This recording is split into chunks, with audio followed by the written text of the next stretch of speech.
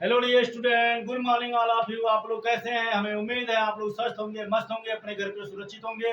मेरे प्यारे विद्यार्थियों, मैं सत्यदेव त्रिपाठी आप लोग सभी लोगों का एसएसटी क्लासेस में स्वागत करता हूं। मेरे प्यारे विद्यार्थियों, आज जो मैं वीडियो बनाने जा रहा हूं क्लास 10 स्टैंडर्ड के बच्चों के लिए, जो फिजिक्स से है, रिफ्लेक्शन ऑफ लाइट, जिसका मैं कुछ वीडियो अपलोड कर चुका हूँ।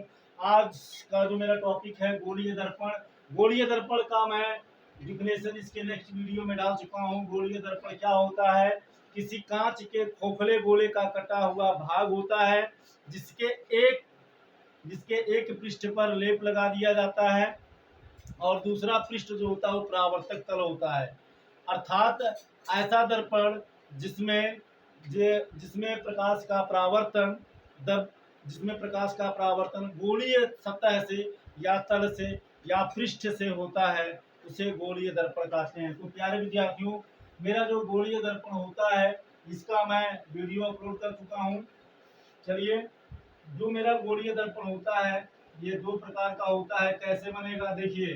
ये मान लीजिए कांच का कटा, मान लीजिए ये हमारा कांच का खोखला गोला है, ठीक है, ये इसका सेंटर है। अब यदि इसको हम ऐसे काट दें तो हमें दो पार्ट मिलेगा। एक पार्ट ऐसे मिलेगा, एक पार्ट ये मिलेगा और एक पार्ट ये मिलेगा। अब यदि मान लीजिए हम अंदर लेप लगा दे, ऐसे पॉलिश लगा दे, ठीक, तो प्रकाश का परावर्तन यहाँ से होगा। यदि प्रकाश की किरण ऐसे आ रही है तो यहाँ से ऐसे निकलेगी, ठीक है ना। आप इसके पहले पढ़ चुके हैं। अब यदि हम दूसरा पार्ट हमारा ये वाला ऐसे मिलेगा, यदि हम यहाँ लेप लगा दें बाहरी तरफ, उभरे हुए तल पे बाहर की ओर, तो प्रकाश की किरण यहाँ से आएगी और यहाँ से ऐसे निकल जाएगी। अब आप समझ सकते हैं, यहाँ जो प्रकाश का परावर्तन हो रहा है ये हमारा क्या है, गोलीय सरफेस है, और ये भी हमारा गोलीय सरफेस ही है, ठीक है ना। ये भी गोलीय पृष्ठ है, ये भी गोलीय पृष्ठ है। अर्थात वह दर्पण जिसमें प्रकाश का परावर्तन जिसमें प्रकाश का परावर्तन गोलीय पृष्ठ से होता है उसे गोलीय दर्पण कहते हैं, ठीक। दर्पण क्या है इसके पहले वाले वीडियो में अपलोड कर चुके हैं। तो मेरा इस तरह से देखने से पता चलता है कि दर्पण दो प्रकार का है। एक तो वो है जहां प्रकाश का परावर्तन उभरे हुए तल से हो रहा है। कहां से हो रहा है?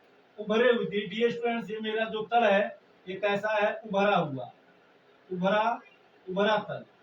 और ये हमारा क्या है? दबा तल, दबा तल, दबा हुआ तल, ठीक। तो दबा को हम क्या बोलते हैं? अवनत, अवनत तल, अवनत तल, ठीक है ना। और तो उभरा का पहला अक्षर उ और ये ता, ये तल यहाँ मिला दिए तो मिल गया उत्तल। तो ये हमारा हो गया उत्तल दर्पण, ठीक है। दूसरा हमारा है अवनत तल या दबा हुआ तल। प्रकाश का परावर्तन दबे हुए तल से हो रहा है, तो अवनत का अव, ठीक, और ये तल यहाँ मिला दिए तो ये हमारा बन गया अवतल दर्पण, ठीक है ना। तो इस तरह से हमारा प्रकाश, यहाँ हमारा दर्पण का प्रकार पता चल गया। तो पहला जो हेडिंग हमारा है डियर स्टूडेंट्स, पहला हेडिंग मान लेते हैं हमने डाल दिया अवतल दर्पण। क्या डाल दिया? अवतल दर्पण, ठीक है ना। इस तरह से आप समझ सकते हैं कि मैंने जो मतलब यहाँ से प्रकाश, यहाँ से इस, जब हमने यहाँ लगाया लेप तो प्रकाश इधर से आएगा और दबे हुए तल से जाएगा। तो अब यहाँ ये दबा हुआ तल है, दबे हुए तल से प्रकाश का परावर्तन हो रहा है, ठीक है ना। तो ये हो गया अवनत तल। तो अवनत का अव और तल तो बन गया अवतल, अवतल दर्पण। अब यदि मान लीजिए हमने यहाँ से ऐसे लगा दिया, अंदर से लगा दिया, तो प्रकाश की किरण इधर से आएगी, इधर से ऐसे निकल जाएगी। तो हमारा हो गया ये उभरा हुआ तल, तो प्रकाश का परावर्तन उभरे हुए तल से हो रहा है, तो हमारा हो गया उत्तल। तो उभरा का पहला उ और तल जोड़ दिए तो उत्तल दर्पण बन गया। तो अवनत हमारा पहला जो है, इस तरह से हमें पता चला कि दर्पण दो प्रकार के होते हैं। पहला अवतल दर्पण जिसको कहते हैं concave mirror, CONCAVE, concave mirror, ठीक है ना। यह हमारे डबल आर हो। कॉनकेव मिरर क्या है? कॉनकेव मिरर की मेरी परिभाषा क्या है, अब यहाँ से आप देख सकते हैं, अव माने अवनत तल, ठीक है ना, जहां प्रकाश का परावर्तन दबे हुए तल से होता है। तो हम लिखेंगे ऐसा दर्पण, ऐसा गोलीय दर्पण, क्योंकि ये गोलीय दर्पण है, अवतल दर्पण तो गोलीय लिखेंगे। ऐसा गोलीय दर्पण, ऐसा गोलीय दर्पण जिसमें प्रकाश का परावर्तन, जिसमें प्रकाश का परावर्तन, जिसमें प्रकाश का परावर्तन दबे हुए तल से होता है, दबे हुए तल से होता है, तल से होता है, कामा उसे अवतल दर्पण का क्या कहते हैं, अवतल दर्पण कहते हैं, ठीक है ना। तो देखिए, चलिए इसका इमेज यहाँ नीचे हम बना लेते हैं। मान लीजिए ये मेरा पार्ट है, तो हमने जब काटा, एक कांच का गोला ऐसे काटेंगे तो एक पार्ट ये मिलेगा। तो ये मान लेते हैं ये पार्ट मुझे मिला, ठीक है ना। अब यदि मान लीजिए उभरे हुए तल पे लगे तो प्रकाश की किरण ऐसे मान लीजिए आएगी, तो जब ऐसे आएगी तो ये ऐसे इधर आ जाएगी, इस तरह से जाएगी, इस तरह से आएगी, ठीक है ना। तो ये हमारा प्रकाश का परावर्तन कहाँ से हो रहा है, ये मेरा दबा हुआ तल है, तो ये हमारा हो गया अवतल दर्पण। दूसरा जो मेरा हेडिंग है, दूसरा हेडिंग है उत्तल दर्पण, ठीक है ना। दूसरा जो हेडिंग है वो क्या है, उत्तल दर्पण। उत्तल दर्पण जिसको उत्तल दर्पण जिसको इंग्लिश में कहते हैं convex mirror, MIRROR। Convex mirror क्या है, ऐसा गोलीय दर्पण, ऐसा गोलीय दर्पण, ऐसा गोलीय दर्पण जिसमें प्रकाश का परावर्तन,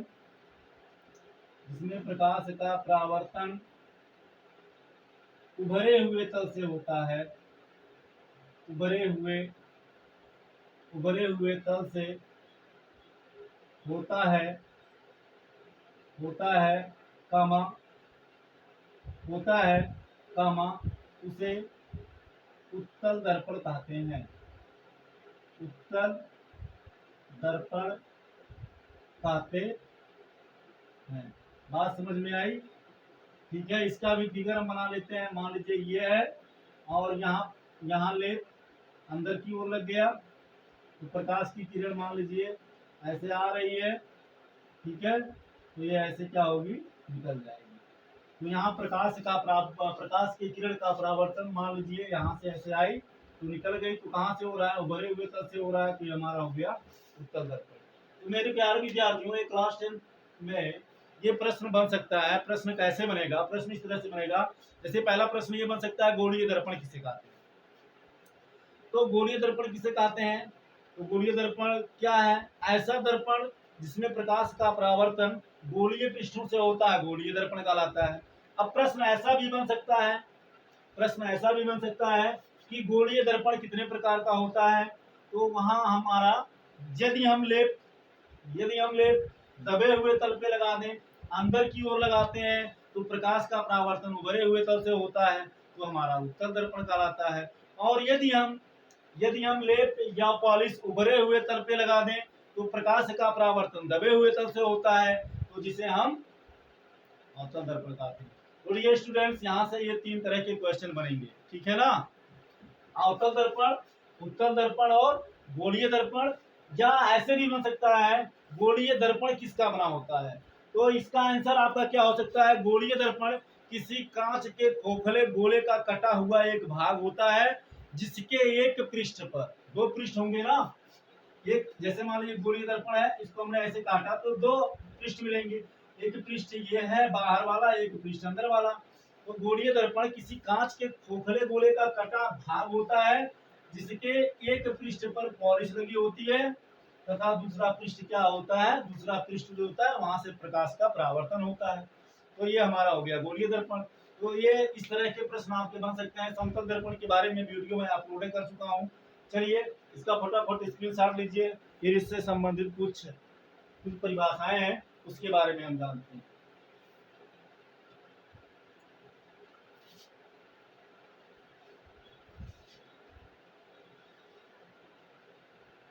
जो मेरा अगला, अब देखिए दर्पण जो होता है हमारा, दर्पण चाहे वो अवतल दर्पण हो चाहे उत्तल दर्पण हो, उसके कुछ कंपोनेंट्स हैं, उसके कुछ एलिमेंट्स हैं, उसके कुछ भाग हैं, उसके कुछ संगठन हैं।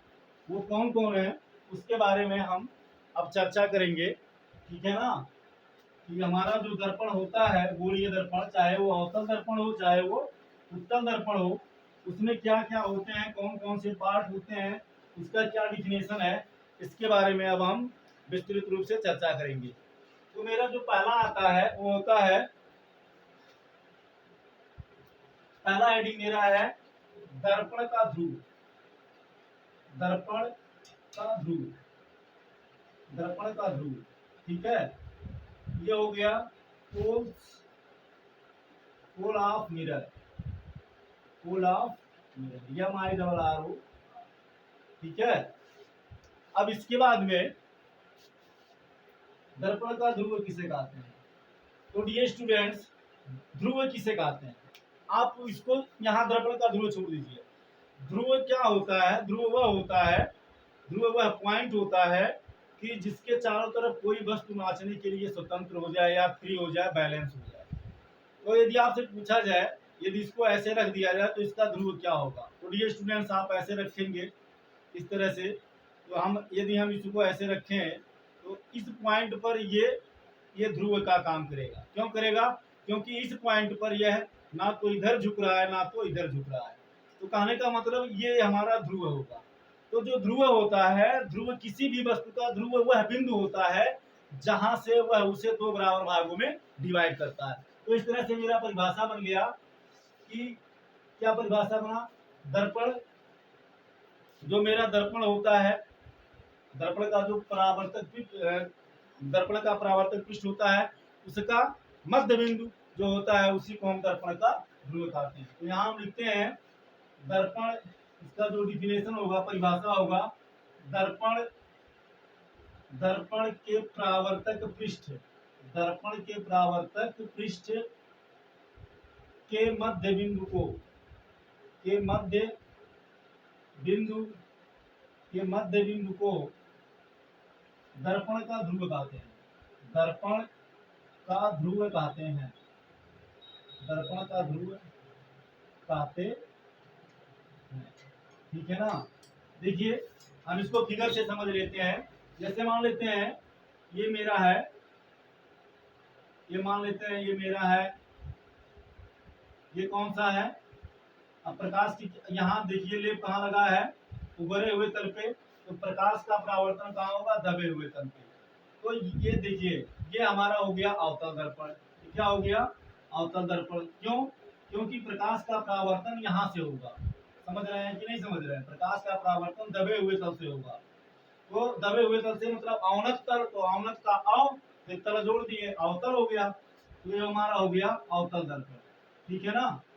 अब यदि इसको हम M1 मान ले, इसको हम M2 मान ले। यम का मतलब होता है मिरर, मिरर मीन्स दर्पण। इसका पहला किनारा, ये दूसरा किनारा। तो इसका जो मध्य बिंदु होगा, मध्य बिंदु मतलब ये परावर्तक पृष्ठ है और परावर्तक पृष्ठ का मध्य बिंदु यही होगा। तो यही हमारा क्या हो गया? यही हमारा दर्पण का ध्रुव हो गया। या इसको अगर ऐसे बनाए और यहाँ यदि हम लेप लगाएं, इसको M1 माने, इसको M2 माने, तो प्रकाश का परावर्तन इधर से होगा। ठीक है। तो इसका जो मध्य बिंदु होगा ये स्टूडेंट्स ये होगा। तो ये हो गया P। ठीक है। P for pole, pole means होता है, ठीक, P for pole, pole means ध्रुव। ठीक है। तो ये जो हमारा है इसी को हम क्या बोलेंगे? ये हमारा क्या हो गया? उत्तल दर्पण। क्यों? क्योंकि यहाँ प्रकाश का परावर्तन कहाँ से होगा? उभरे हुए तल से होगा। जब प्रकाश का परावर्तन उभरे हुए तल से होगा तो उसे हम बोलेंगे क्या? उत्तल दर्पण। और जब दबे हुए तल से होगा तो अवतल दर्पण। तो ये दोनों हमारा हो गया दर्पण का ध्रुव। ये दोनों क्या हो गया? दर्पण का ध्रुव हो गया। ठीक है ना। दर्पण का ध्रुव, दर्पण का ध्रुव। इसको किससे व्यक्त करते हैं? P से। ठीक है ना। बात समझ में आई? दर्पण का ध्रुव किसे कहते हैं? दर्पण के परावर्तक पृष्ठ के मध्य बिंदु को दर्पण का ध्रुव कहते हैं। मेरा जो नेक्स्ट है, नेक्स्ट क्या है? मेरा जो नेक्स्ट हेडिंग है वक्रता केंद्र। वक्रता केंद्र, वक्रता केंद्र, ठीक। वक्रता केंद्र को इंग्लिश में क्या कहते हैं? वक्रता केंद्र को इंग्लिश में कहते हैं centre of curvature. Centre of curvature.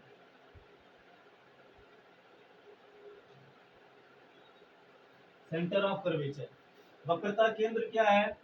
गोलीय दर्पण जिस जिस खोखले कांच का एक भाग होता है, उसी खोखले कांच के केंद्र को वक्रता केंद्र कहते हैं। तो यहाँ हम लिखेंगे गोलीय गोलीय दर्पण, गोलीय दर्पण जिस जिस खोखले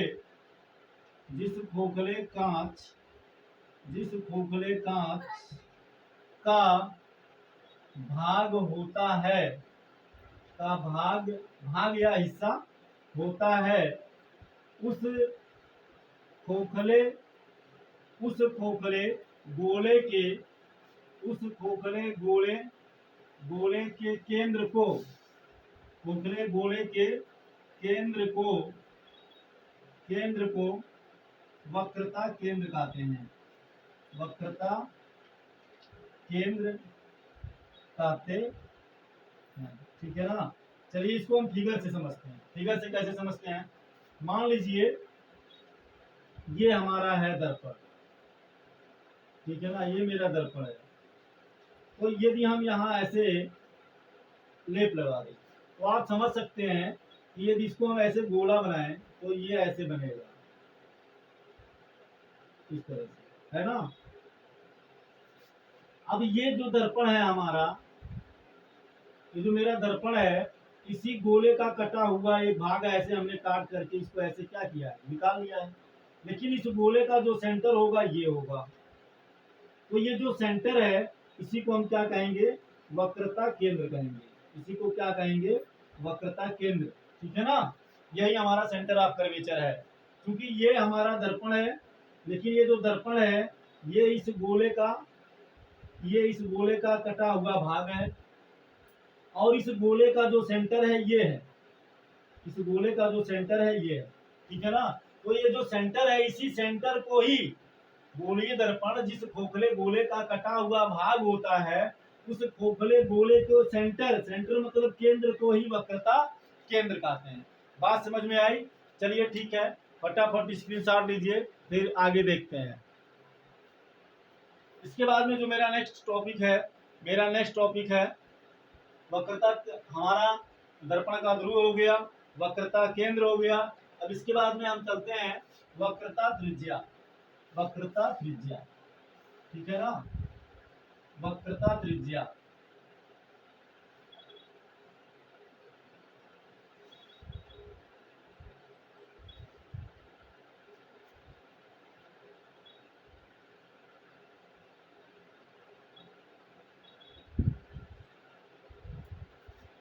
तीसरा टॉपिक हमारा है वक्रता त्रिज्या। वक्रता त्रिज्या क्या है? Radius of curvature, REDIUS, radius curvature, ठीक। वक्रता त्रिज्या। अब वक्रता त्रिज्या क्या है? वक्रता त्रिज्या, रेडियस कर्वेचर, वक्रता त्रिज्या क्या है? तो डियर स्टूडेंट्स, मान लीजिए ये मेरा, ये मान लेते हैं गोला है, ठीक है ना। ये मान लेते हैं गोला है, इस तरह से ये मान लेते हैं हमारा दर्पण, ठीक है। ये मेरा दर्पण है, तो ये इसका पोल हो गया, ठीक। ये हो गया M1, ये हो गया M2। यदि इसको डॉट डॉट करके मिलाए तो गोला हमारा कुछ ऐसे बनेगा, ठीक है। ये हमारा हो गया गोला। इस गोले को ऐसे काट के निकाला गया है, यहाँ से, ठीक। ये हमारा क्या हो गया, मध्य बिंदु हो गया दर्पण का ध्रुव, और ये हमारा हो गया सेंटर ऑफ कर्वेचर, जिसको हम रिप्रेजेंट करते हैं आर से, ठीक है ना। ये मान लेते हैं सी से। तो डियर स्टूडेंट्स, दर्पण के ध्रुव और वक्रता केंद्र के बीच की दूरी को वक्रता त्रिज्या कहते हैं। तो यहाँ हम इसको सिंपली ऐसे लिख सकते हैं, दर्पण के ध्रुव, दर्पण दर्पण के ध्रुव, दर्पण के ध्रुव पुस्तक में पी तथा दर्पण के वक्रता केंद्र तथा दर्पण दर्पण के वक्रता केंद्र के बीच की दूरी,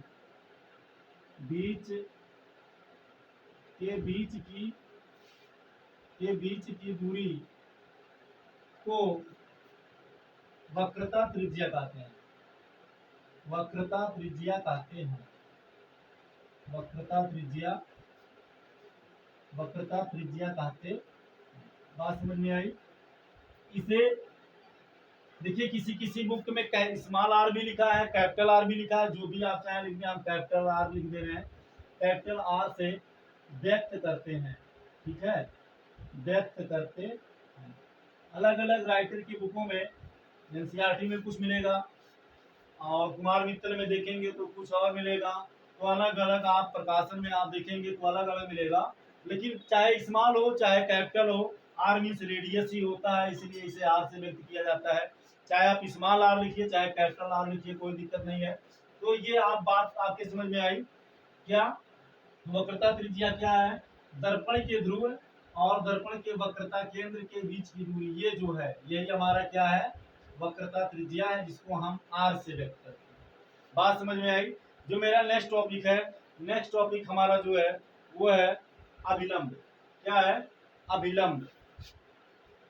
मेरा जो नेक्स्ट टॉपिक है वो है अभिलंब। अभिलंब, नॉर्मल, NOR, नॉर्मल, अभिलंब। अभिलंब क्या है, अभिलंब वह होता है दर्पण के वक्रता केंद्र तथा दर्पण के वक्रता केंद्र को दर्पण के किसी बिंदु को मिलाने वाली रेखा क्या होती है, अभिलंब होती है या अभिलंब कहलाती है। दर्पण दर्पण के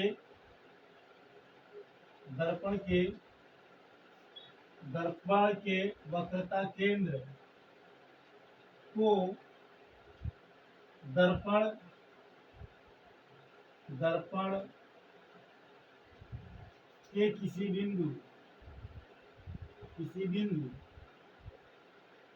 के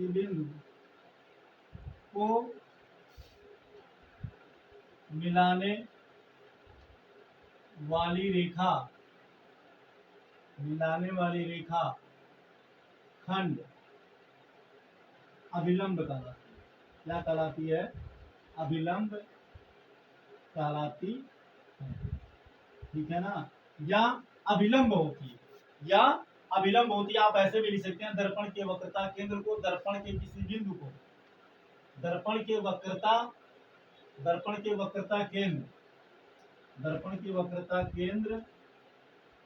केंद्र तथा दर्पण के किसी बिंदु को मिलाने वाली रेखाखंड अभिलंब होती है या अभिलंब कहलाती है। देखिए, आप ये जानते हैं, यदि मान लीजिए ये गोला है, ये आप आगे क्लास 12 में पढ़ेंगे, ठीक है ना, और ये इसका सेंटर है। यहां से यदि एक रेखा हम खींचें, या मैथमेटिक्स में आप पढ़े होंगे, वृत्त के केंद्र से, ठीक है ना, वृत्त के स्पर्श बिंदु पर यदि यहाँ से कोई ऐसे स्पर्श रेखा खींची जाए तो ये स्पर्श बिंदु हो गया, तो ये परिधि पर ही है और वृत्त के केंद्र से खींची गई रेखा उस पर लंब होती है, ये 90 अंश होता है, ये आप जानते हैं। तो डियर स्टूडेंट, सेम प्रोसेस यहाँ भी है। यदि हम मान लें कि ये हमारा गोल है, ठीक है ना, ये हमारा गोल, ये दर्पण है। सपोज करें कि ये हमारा गोल, ये दर्पण है, इस तरह से।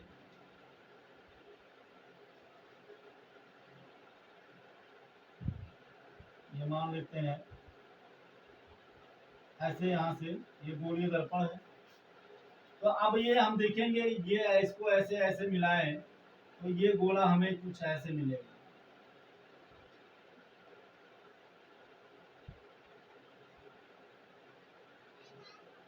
ठीक है ना, यदि हम मिलाएं इसको तो ये कुछ हमें ऐसे मिलेगा, है ना।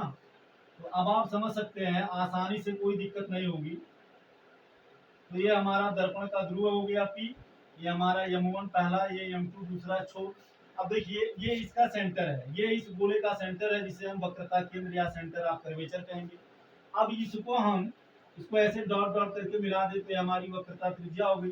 अब दर्पण के वक्रता केंद्र, तो दर्पण की जो वक्रता केंद्र है ये है, और दर्पण के किसी बिंदु, जैसे मान लीजिए ये यहाँ हमने कोई पॉइंट ए क्रिएट कर दिया, इसको मिलाने वाली रेखा ये है ना, इसको हमने ऐसे मिला दिया, तो ये जो है ये इस पे 90 डिग्री का कोण बनाया डियर स्टूडेंट। इस तरह से इसको कहीं भी मिलाए, यहाँ मिलाए तब भी 90 बनेगा, यहाँ मिलाए तब भी 90 बनेगा, यहाँ मिलाए तब भी 90 बनेगा, यहाँ मिलाए तब भी 90 बनेगा। बात समझ में आ रही है? कहीं भी मिला दें, या इसको जैसे मान लो ये दर्पण मेरा है, मान लीजिए ये मेरा दर्पण है, कोई जरूरी नहीं है यहीं पर, मान लीजिए हमने यहाँ पर कोई पॉइंट ले लिया, इसको यहाँ से मिला दें तो ये भी हमारा अभिलंब होगा।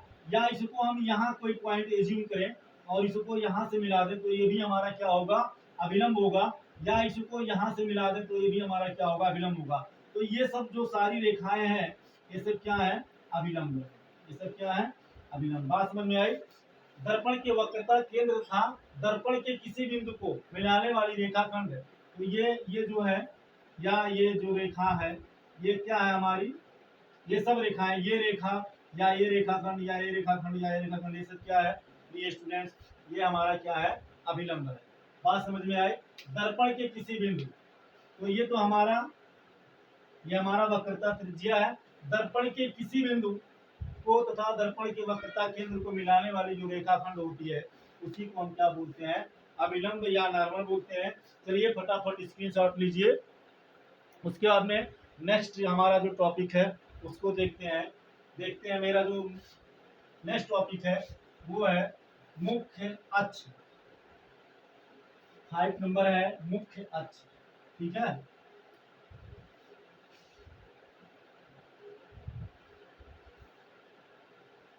आई होप आपको अच्छे से समझ में आ रही होगी। आप लोग लास्ट में कमेंट जरूर करिएगा कि वीडियो आपको कैसा लगा, कमेंट करना बिल्कुल मत भूलिएगा। ठीक है, अब उसके बाद में मेरा जो नेक्स्ट टॉपिक है, नेक्स्ट टॉपिक मेरा है मुख्य अक्ष। मुख्य अक्ष, मुख्य अक्ष। अब मुख्य अक्ष क्या होती है, ये मेरा नेक्स्ट टॉपिक मुख्य अक्ष है।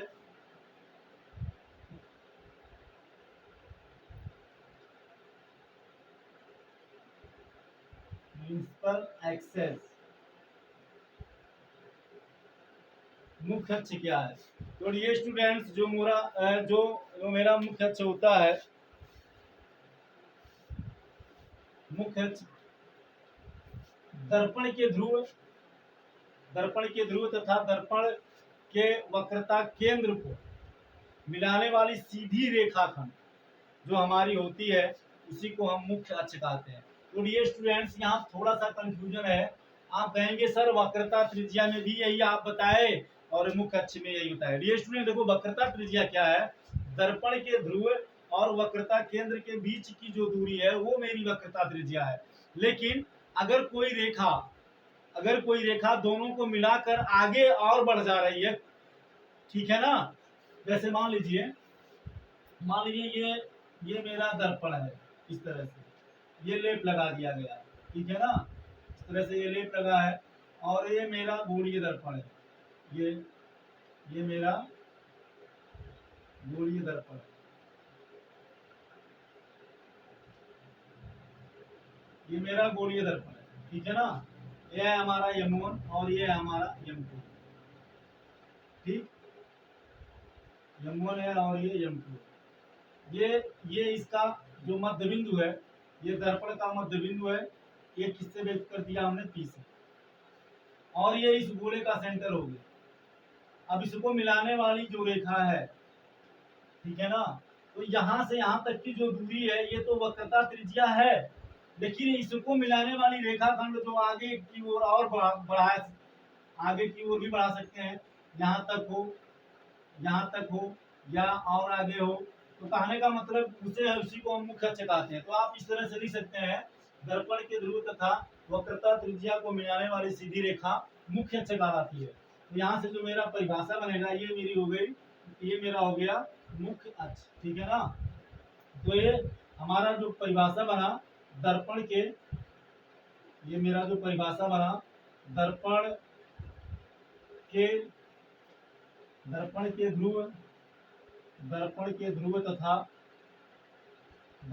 ध्रुव तथा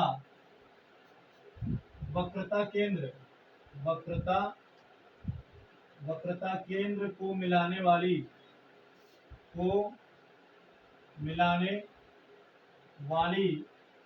सीधी रेखा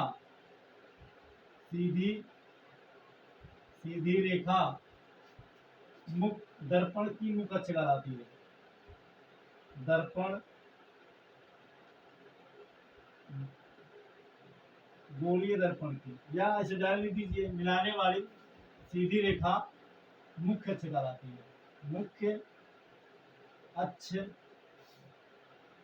कहलाती है, ठीक है ना। तो आप ध्यान देंगे, जब वक्रता त्रिज्या पूछेगा तब हम लिखेंगे दर्पण के ध्रुव तथा वक्रता केंद्र के बीच की दूरी को हम वक्रता त्रिज्या कहते हैं। लेकिन यदि ये पूछेगा मुख्य अक्ष किसे कहते हैं, तो वहां जो मेरी परिभाषा होगी, दर्पण के ध्रुव तथा वक्रता केंद्र को मिलाने वाली सीधी रेखा जो दोनों को मिलाए और आगे भी जा सकती है, ठीक है ना। जो मुख्य अक्ष है, ये जरूरी नहीं है कि P से निकलेगी सिर्फ C तक जाएगी। P से C तक की जो दूरी होगी, सिर्फ P से C तक की, वो हमारी क्या होगी, वक्रता त्रिज्या होगी। लेकिन जो मेरा मुख्य अक्ष होगा, कि कोई जरूरी नहीं है P से C तक जाए, P तथा C को मिलाएगी और सीधी रेखा होगी। यदि P तथा C को मिला रही है और इसके आगे सीधी जा रही है, तो उसी रेखा को हम क्या कहेंगे, दर्पण का मुख्य अक्ष कहेंगे। तो आप आज हम यहीं पर अब बंद करते हैं। आपसे रिक्वेस्ट है कि आप वीडियो को देखें, शुरू से अंत तक देखे होंगे। वीडियो आपको कैसा लगा होगा कमेंट जरूर करिएगा, कमेंट करना बिल्कुल मत भूलिएगा। और यदि आप मेरे चैनल पे नए होंगे तो जरूर सब्सक्राइब करिएगा, जिससे कि आने वाले वीडियो का नोटिफिकेशन आपको जरूर मिले। और आप लोग जो मुझे अपना प्यार, अपना सपोर्ट दे रहे हैं, उसके लिए थैंक यू सो मच। बस आप लोग अपना प्यार और सपोर्ट ऐसे ही देते रहिए। Thank you so much. जय हिंद, जय भारत।